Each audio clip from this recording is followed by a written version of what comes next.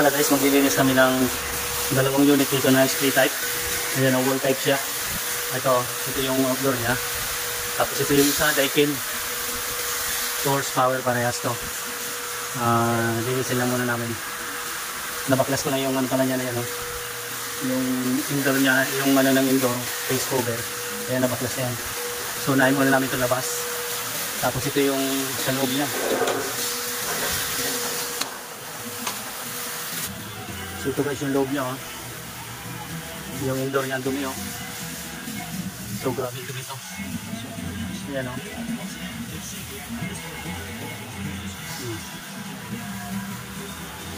puno ng dumi, halos wala nang binubugang hangin kasi sa dumi niya. Ayan,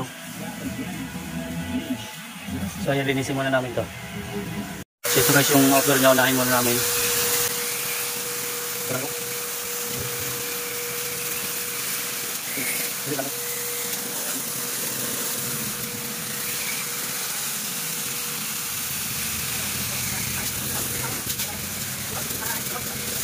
Ito guys yung indoor niya. Ayan.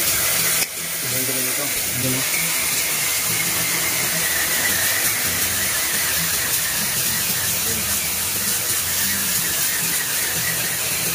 siguro simula ng pagkakabit niya lang tinalinis.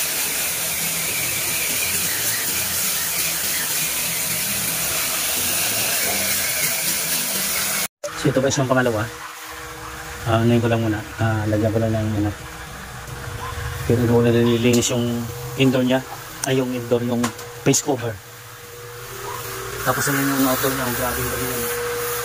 Ayun yung indoor niya. Ayun yung outdoor niya.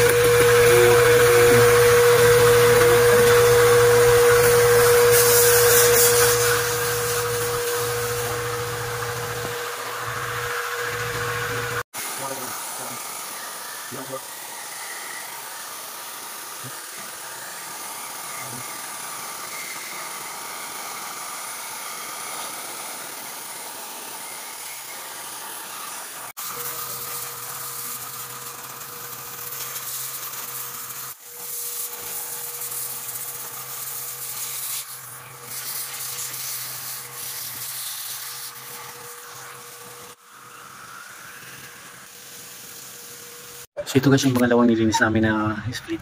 Ito yung Daikin. So natapos na ito linisin yan. Pinagana ko na ito. Ayan, malakas na ulit yung hangin niya. Ayan, mabagana na yan.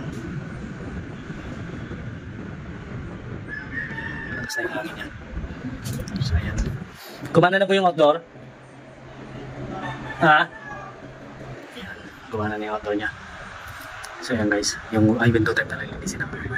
So ito guys yung window type na lilinisin namin. Panasonic din to, remote, digital siya.